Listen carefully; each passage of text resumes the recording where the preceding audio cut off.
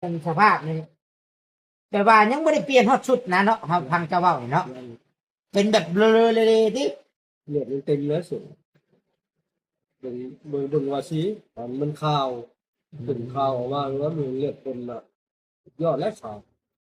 มันติดกับส่งดอกส่งยีนนี่แฮงอันนั้นแหละแฮงบ่อยากออกแล้วเนาะลุง โอ้โห เลือด อืมในบัดนี้เฮาเบิ่งเฮาก็ฮู้ได้ติเป็นนะ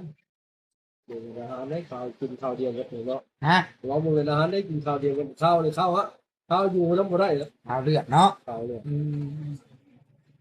มอืมมีบ่ออกมีบ่รอดในความผิดพี่น้องเนาะแบบว่า มันกลุ่มหลายอย่างกลุ่มเทิงกันฤทธิ์ยาแน่กลุ่มเทิงแบบสิ่งบ่ดีตัวเฮ็ดแน่เนาะวิญญาณเมียเราเองนั่นแหละ เออ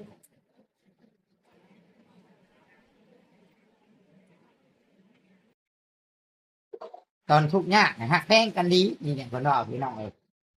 บางคนเนาะยามทุกข์ยากนะฮะแพงกันดีเพราะอย่างก็ตามหลังพัง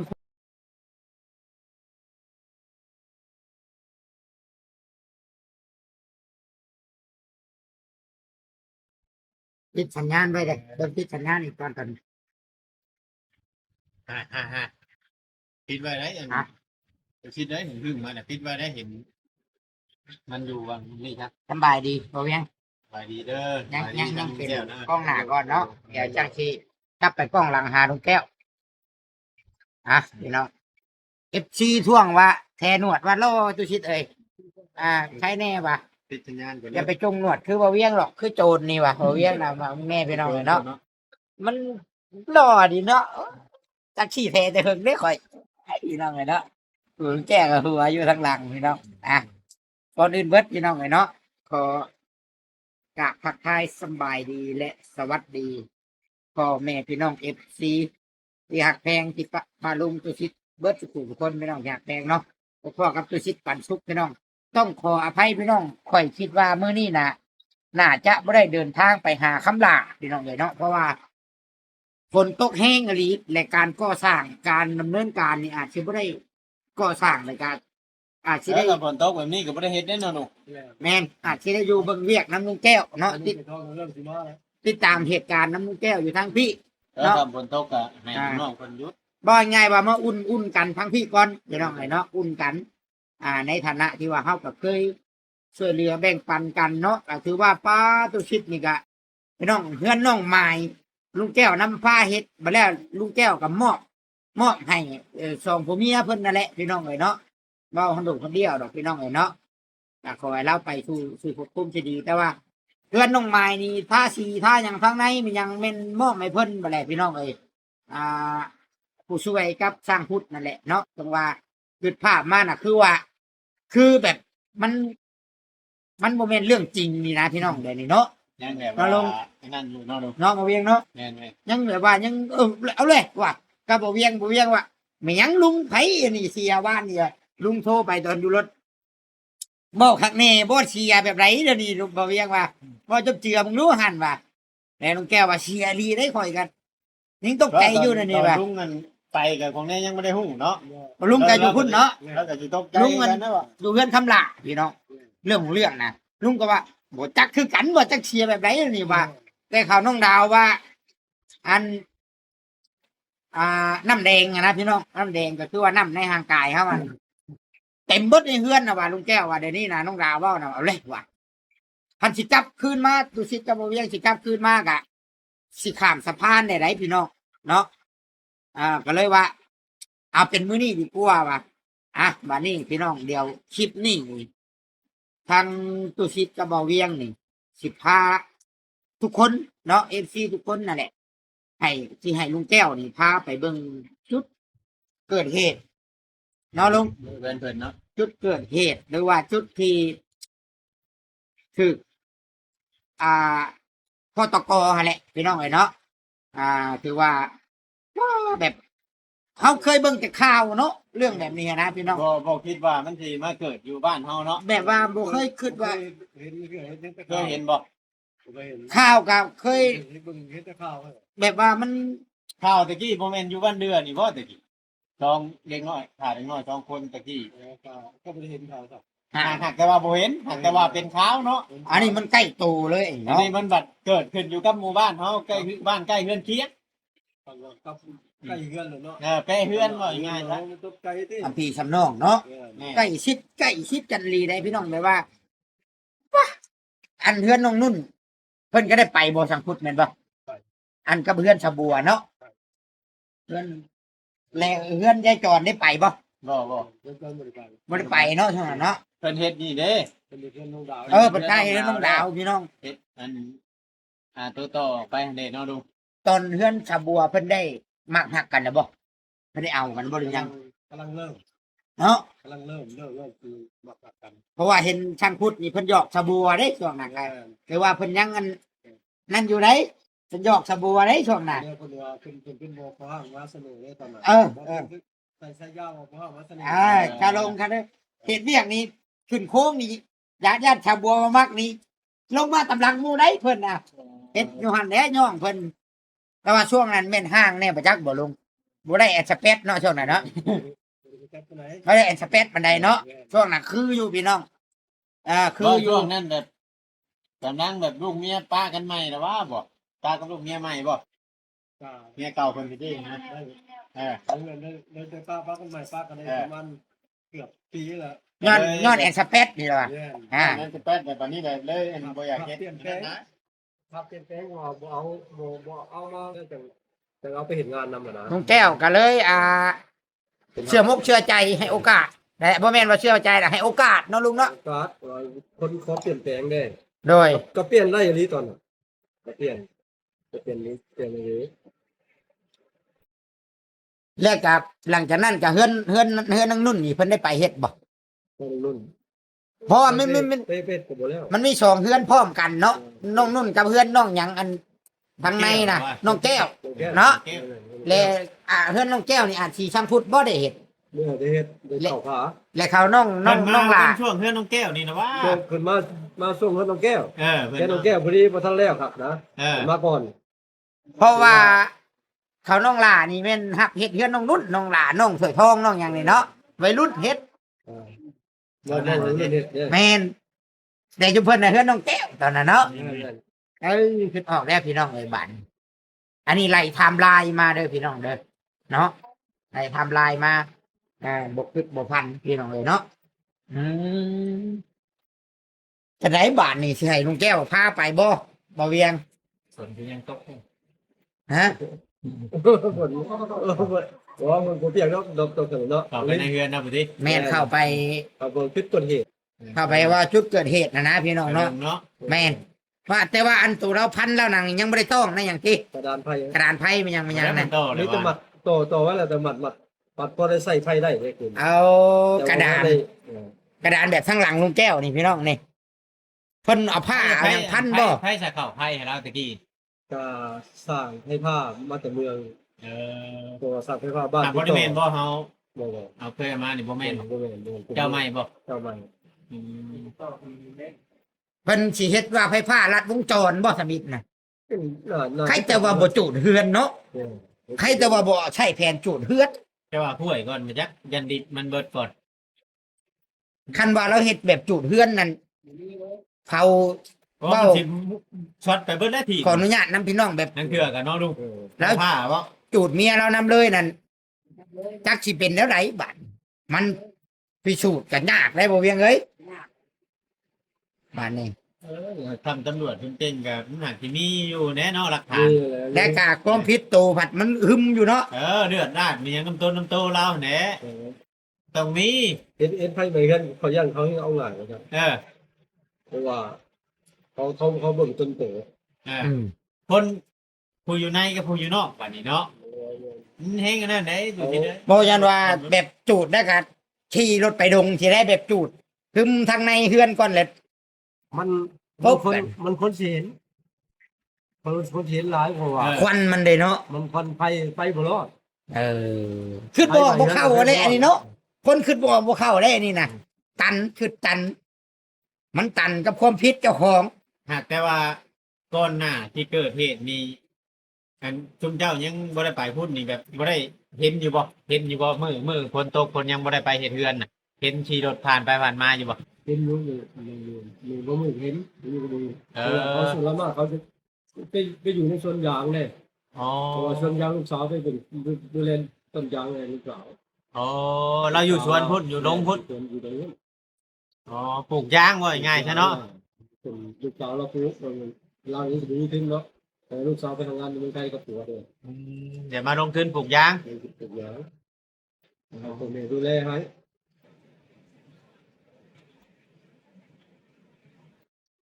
เออ ผมได้เนาะ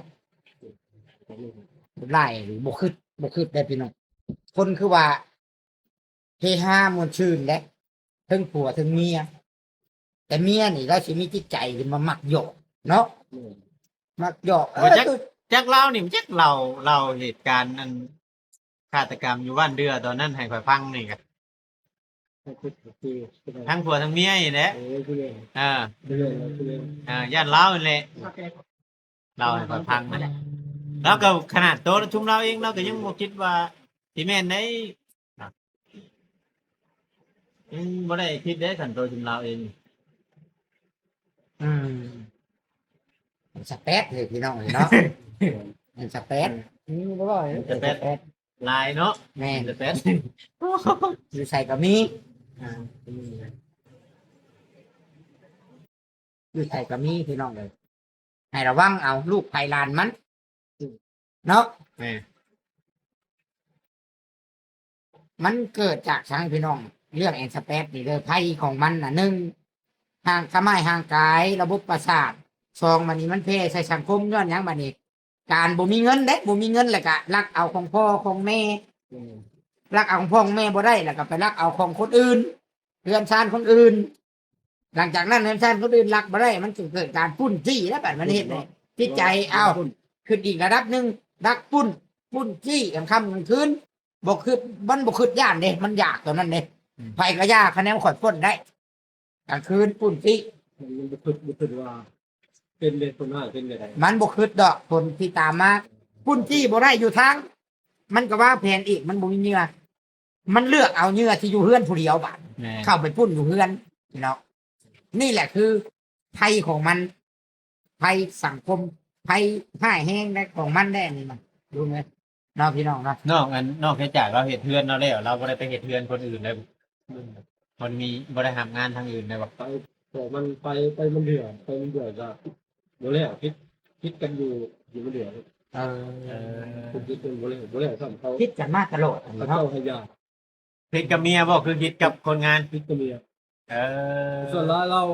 บ่อยากเอาคนงานเราเห็นกับเมียแหละ แต่สองคน เงินหลายกว่าเลย อ๋อเออว่าไงแล้วครับ งานเนี่ยมีแต่เพื่อนของเรานี้กับเพื่อนเราเองแต่ที่เราเห็นน่ะเนาะ อืม น้ำมันแต่แถวนี้ก็สิบ่ได้อันนั่นปานใดเพราะว่าคนอื่นกับบางเทื่อบางทีก็เขาก็สิบ่ได้จ้าง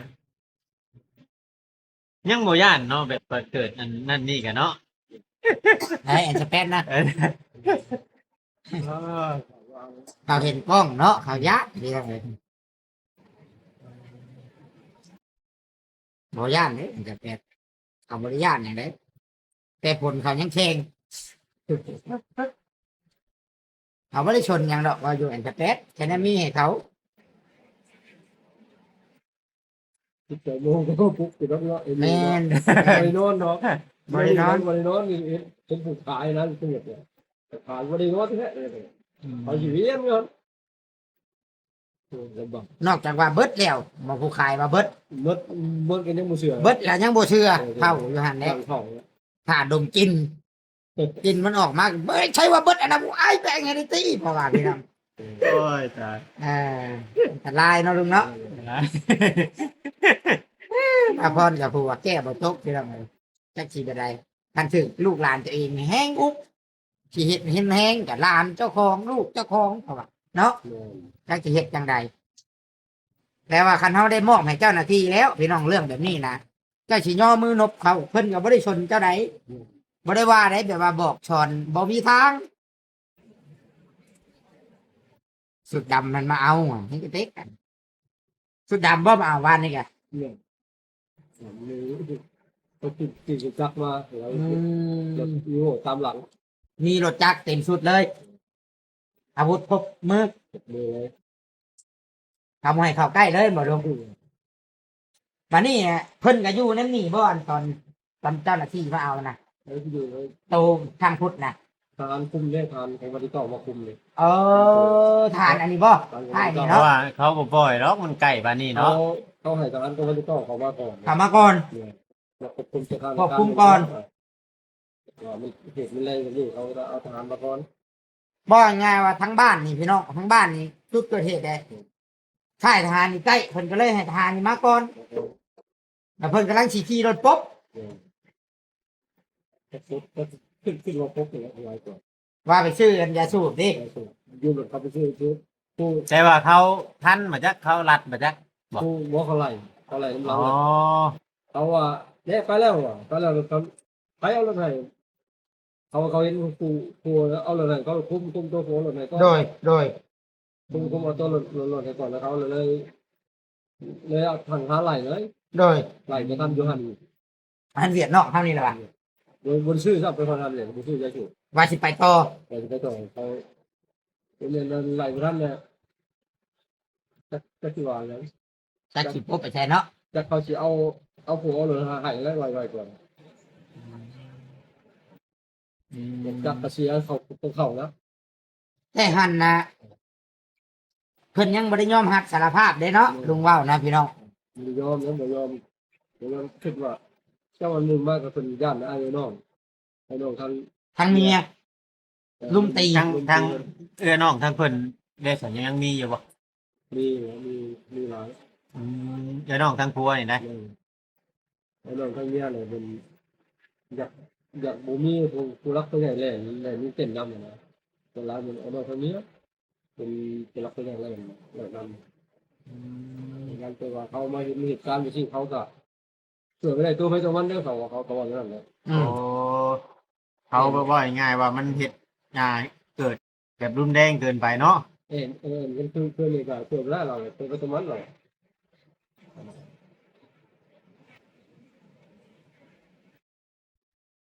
ชีวิตคนคนหนึ่งเลยเนาะลุงเนาะพี่น้องเอ้ยวันนี้แหละ เขาคุ้มเพิ่นได้เลยเขาไปคงไม้บางคงไม้น่ะบ่ นี่นะตัวใหม่แล้วตัวใหม่พนาว แล้วคงไม้กันเฮือนน้องไม้น่ะบ่ เป็นใจแท้เพื่อน คุ้มไม้รถแต่ว่าในสภาพนี่แต่ว่ายังบ่ได้เปลี่ยนฮอดชุดนะเนาะเฮาพังเจ้าเว้านี่เนาะเป็นแบบเบลอๆเลยๆติ เลือดมันเต็มแล้วสูงเป็นว่าสีมันข่าวเป็นข่าวออกมาแล้วมันเลือดเป็นอ่ะยอดและข่าว มันติดกับส่งหยอกส่งยีนนี่แฮงอันนั้นแหละแฮงบ่อยากออกแล้วเนาะลุงเลือด ในวันนี้เฮาเบิ่งเฮาก็ฮู้ได้ติ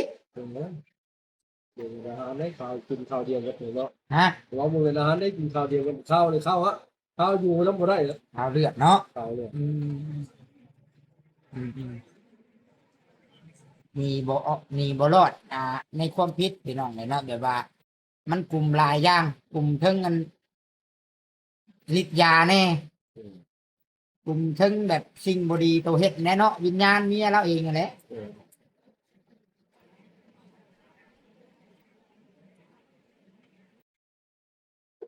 ตอนทุกข์ยากนะฮักแพงกันดีนี่เนี่ยเพิ่นว่าพี่น้องเอ้ยบางคนเนาะยามทุกข์ยากฮักแพงกันดีเพราะอย่างก็ตามหลังพังความคือลุงแก้วผู้ให้โอกาสกะอันนั้นเบิดแต่ละคนเนาะพี่น้องบัตรพอได้ดีแล้ว บางคนมันก็เปลี่ยนไปพี่น้องเอ้ยเปลี่ยนไปหลายบ่ติได้ว่าเฮาซอยบ่ถึกมันบ่แม่นได้พี่น้อง ยามเขาทุกข์ยากกะ มันก็อีกแบบหนึงเนาะ เขาแสดงออกเองเขาเนาะ แม่นบัดยามเฮาซอยแบบตักชีว่าเลือกแบบใดเด้ซะเฮาก็บ่ฮู้เฮาซอยไปแล้วบัดเขาอยู่สนุกสุขสบายเนี่ยมันบัด ได้เลยจะเปลี่ยนเลย เปลี่ยนเองเขา มันอยากเห็นเนาะเนาะลุง อยากเห็นเลยจะเป็นอะไร จักเป็นอะไรเฮากัน ตอนคือที่เราก็ตอนเราฉีเริ่มที่สวยใหม่นะแบบเหมือนกับแสดงเนาะ จบเจือเบิดผู้ใดกันเนาะ เชื่อจะไหนบ่ได้ชั่วโมงละพอได้เราจะจะเป็นคนไปไหนโมโหเป็นทุกคนละคนเลย เนาะ โอ้ บ่ว่าอยู่ไสเนาะ โหอยู่ใส่ตั้งใจในครัวเนาะผมก็ผู้รักผู้ใหญ่สาอะไรอันนั้นแหละคือลุงจะบอกลูกบอกลูกเราเขาเราหลานจะบอกว่าทุกคำเข่าเลย ผู้รักผู้ใหญ่เพิ่นได้เบิ่งแยงมาซ้ำนี่ก็คือว่าให้รู้จักให้คิดแหน่เนาะ บ่ให้เลิงเนาะ บ่ให้เรื่องเพราะว่าผู้ใหญ่มากให้โทษแอนให้บ่ให้ปฏิเสธเพิ่นเป็นผู้ใหญ่รักผู้ใหญ่แต่ละคนคือว่าหรือให้แอนเอาหักเพิ่นเพชรเพิ่นแล้วเนาะ แม่ มีตัวซักก็ยังมีแต่ผู้รักผู้ใหญ่ชื่อให้แต่ละคน แม่ แม่ เราก็ต้องแอน บ่ให้เลิงบ่ให้ลืมโตพี่น้องเอ้ย อันนี้บ่โตมากกับชาลิมเกมอันบอกทีมโอ้ยมันก็บ่เฮ็ดบ่ เจ็บหัวเลยแบบนั้น เนาะ บางคนก็เป็นได้ ยามได้ก็เฮาก็ให้เป็นแบบเก่ายามบ่ได้น้ำเพิ่นก็ให้เป็นแบบเก่าอะนะให้เสมอต้นเสมอปลายอะนะพี่น้องเอ้ยเนาะ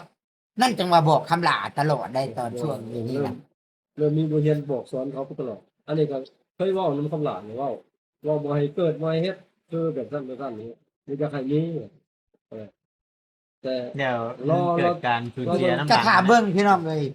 มัน จักสิสิแบบใดเฮาก็บ่ฮู้คือกัน เฮาบ่ได้ว่าอยู่น้ำเขาตลอดเวลาเนาะบอกได้แต่บอกนี่แหละคือแก้วยังว่าลูกเราแล้วอยู่นี่ เพื่อนก็ ทองคำลา บ่ได้ไปปลุก หลานี่เนาะ บ่ได้ไปปลุกบังอื่นปลุกแล้วก็อยู่นำกันคือเก่า ข้าวกิน ใครอยู่ น้ำ นะ น้ำกัน แรงมากก็อยู่น้ำกันซ้ำมากก็อยู่น้ำกันแล้วเป็นผู้ปกครองแล้วบอกแห้งบอกคอยก็ได้พี่น้องบางคนผัดสิเว่าแห้งกับโมเมนลูกเราบัด แล้วบอกว่าบ่ได้เขาเครียดเขาตื่นไว้ โย เขาให้เฮาอีกเนาะ เขาเครียด โมเมนพ่อกูยังไม่ได้บอกกูป่านนี้เอาเลยจ้ะดูเลยจ้ะดูผูไว้ไว้เนี่ย นี่เป็นปัญหา เอาแล้ว ปัญหาตัวนี้แหละมันตัดยากเนาะลูก เคยมีอยู่เคยเขาประสาทใจอยู่ได้ บัดย้ำมันทุกข์ยากมันพอแหละเอิญเจ้าอ้ายแหละลุงแหละพี่น้องบัดย้ำมันได้ดีแล้วนี่มันเป็นอย่างคนเราดูว่ามันมักจากทุกข์อยากยากโบเนาะจังเป็นคนหู้ผู้ดีพี่น้องเองแต่ก็อย่าพึ่งความรวมเด้อพี่น้องเด้อคนเฮามันบ่คือกันเบิดมันบ่คือกันเบิดพี่น้องอย่าความรวมบาโอ้นั่นแหละซอยไปกับบ่อันนั้นดอกจะมีคือกันผู้เฮาซอยแล้วก็เป็นคนหู้ผู้ดีเลย มีหลาย เป็นคนหูคนดีเลยมีหลาย มีหลายคนหลายคนบ่มีปัญหาอย่าง นี่คือว่าแบบเปรียบเปรยนะ แม่น ง่ายใช่ คือแยังบ่เลี้ยงซอยกะยายจอนนี่เอาก็บ่ได้มีปัญหาหยังเลยเนาะคือตุชิดกะไผสะบัวสิกะแล้วก็อยู่เล่าไผน้องไอเดียบอกก็บ่ก็มีปัญหาอะไรหยังเด้อพี่น้องมันก็จักสิว่าจังไดเนาะลุงเนาะ มันขึ้นอยู่กับคนนะพี่น้องเอ้ยมาจักช่างที่ว่าเฮากันได้แต่ว่าพื้นกันลิ้นเอาพื้นกันลิ้นน้องหลาน้องเฉยท้องลูกเจ้าบ่เป็นไปสั้นดอกจักควมอยู่ดอก เรื่องราวกับเรื่องหนาเส้นเรื่องราวเนี่ยกับที่คุณบุญอยู่ อืม ตาคือตักกันมาแล้วแล้วก็เขาครับเองพูดว่าพอจิ๊บวันหนึ่งเขากับพาหลุดไปเลย น้องดาวบ่ ดาวได้วิสัยได้ อืมน้องไม้เป็นได้ มาไม้ต่างคือกัน เชื่ออยู่บ่ แล่น้ำเลือดไม่หมดลิ้นข้าว อันนี้เนาะอย่างน้องไม้นี่เด้พี่น้องเด้ผู้ใหญ่ก็ดีใจเด้พี่น้องเลยเนาะที่แต่เสียใจที่ว่าซอยน้องเพิ่นได้บ่หลายพี่น้องซอยได้ซำนี้ข่อยก็ได้แต่ว่าบืนที่สุดได้พี่น้องคนเฮาก็คือว่าบางคนน่ะ บุญมี แต่ว่าบ่จักเอาบุญไว้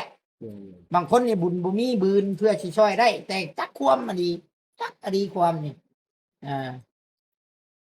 เฮาก็มันบุญบ่ซ้ำกันเนาะลุงเนาะคนเฮาเนาะ แค่แต่บุญวาสนา น้องมา อย่าง นี่ กัน แหละ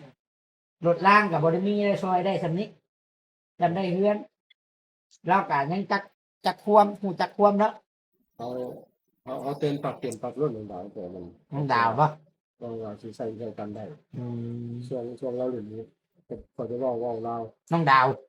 ว่าประเดี๋ยวอย่างเลย อาสเปดบ่ บัวเลยอันนี้แต่ว่าเราแบบเอาหมู เราพังบ่อยง่ายจ้าบอกเลย เรากำลังเริ่ม นะ กำลังเริ่มดื้อ เอาหมูเขามาลิ่น ชุ่มแซว ลิ่นกอกลิ่นเกมเลย เอา ลิ่นเกินขอบเขตนะ อย่าเกินขอบเขต ตอนเวียงจะเบ้นที่จังหวะนิดนึง อ่า อืม ก็เตือนจบเราก็เลิกปรับเราไล่เมื่อเลยบัด อืม ถามมาแล้วคำว่าปิดประตูนอนคำว่าปิดประตูนอน เพราะนั่นคือเราพังความเราเก่งมุกเก่งใจ เรายังมีความหักเนาะต่อกันยันว่าแอนสเตทโมเมนต์เนาะ บางคนเขาบอกหายเนี่ย โอ้ หายจอเลยแล้ว โอ้เมียนพ่อมาบอกกูขวาขอโทษน้ำเดือดพี่นะเมื่อเนี่ยพ่อก็ยังมาบอกขวาหัวนักได้แบบจ้ะนักเลยนะพี่น้องเนาะจักคิดว่านาใดบาดเนี่ยสรุปว่าคลิปนี้นี่บ่ได้ไปเบิ่งบ่จุดเกิดเหตุ ไปแล้ว บ่ไป ยาวเลย ฝนตก ยาวแล้ว คนตกเอง แล้วย่างไปรถกินไหม อย่างนี้คน อ่ะ ได้ โอเคพี่น้องเห็นเนาะ คนนี้ต้องอยู่คุณเลยนะผมเซ็นไปที่ ไปที่พาไปเบิ่งในที่ลุงไปพี่น้องเห็นเนาะ จบคลิปก่อนปิดเนาะ โ